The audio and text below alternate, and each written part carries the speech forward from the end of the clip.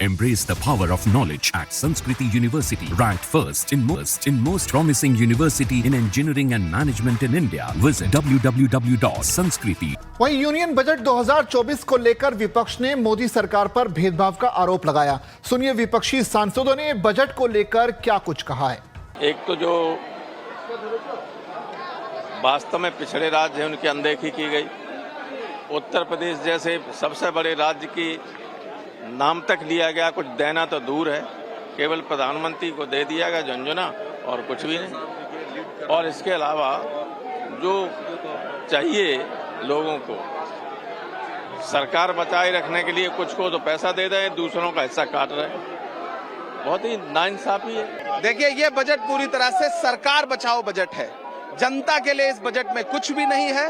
सिर्फ सरकार जिन जिन बैसाखियों पर टिकी हुई है उन राज्यों के लिए इस बजट में कुछ भी नहीं, झारखंड के लिए इस बजट में कुछ भी नहीं है, पंजाब के लिए इस बजट में कुछ भी नहीं, राजस्थान के लिए कुछ भी नहीं है, उत्तर प्रदेश के लिए कुछ भी नहीं। महाराष्ट्र उत्तर प्रदेश ने आपको चुनाव हरा दिया लोकसभा में, तो आप बजट में उसको कुछ देंगे नहीं। कौन सा बदला ले रहे हैं मोदी जी? आप वित्त मंत्री जी कौन सा बदला ले रहे हैं, देश को बताएं। हम ये कह रहे हैं कि आप सच बोलिए, देश को गुमराह मत करिए।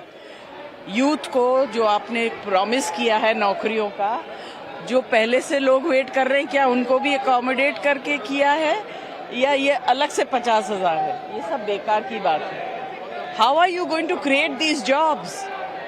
स्टेट्स को तो आपने कुछ दिया नहीं, बिहार को भी गुमराही किया है। क्या दिया है बिहार को? बहुत खुश हो रहे हैं बिहार के लोग। कमाल का बजट इजाद किया गया है जिसमें लगभग इस देश का हर वर्ग निराश हुआ है, मात्र दो व्यक्तियों को छोड़ के, नीतीश कुमार और चंद्रबाबू नायडू। मैं पूछना चाहता हूं कि वो राज्य जिन्होंने अभूतपूर्व समर्थन भाजपा को दिया, अपने राज्यों की लगभग सारी सीटें दे दी, जैसे कि दिल्ली है, गुजरात है, उड़ीसा है, हिमाचल प्रदेश है, झारखंड, छत्तीसगढ़ है, मध्य प्रदेश है, इन राज्यों को क्या मिला इस बजट में? इन राज्यों को कुछ नहीं मिला। और जिन राज्यों ने भाजपा को इतना समर्थन नहीं दिया या जिन राज्यों के समर्थन से सरकार मुश्किल से चल पा रही है, जैसे कि बिहार और आंध्रा, उनको सब कुछ लुटा दिया गया। तो इससे तो यही सार मिलता है कि जो राज्य भाजपा को कम वोट देता है उसे ज्यादा दिया जाएगा। तो आगे के लिए सीख ले लीजिए।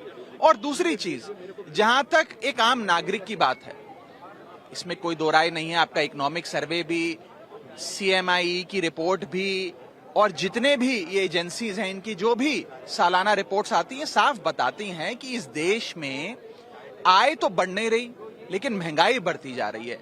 अगर आय महंगाई के अनुसार नहीं बढ़ेगी तो इस देश का हर नागरिक एक महीने से गरीब होता जा रहा है। और उसके ऊपर निवेश करने वाली जो एक बहुत बड़ी तादाद थी इस देश में, उसको लाचारी के कगार पे लाकर सरकार ने खड़ा कर दिया, जिसमें सबसे बड़ा, मैं कहूंगा, बॉडी ब्लो इस देश के इन्वेस्टर्स को दिया गया है, वो है इंडेक्सेशन की।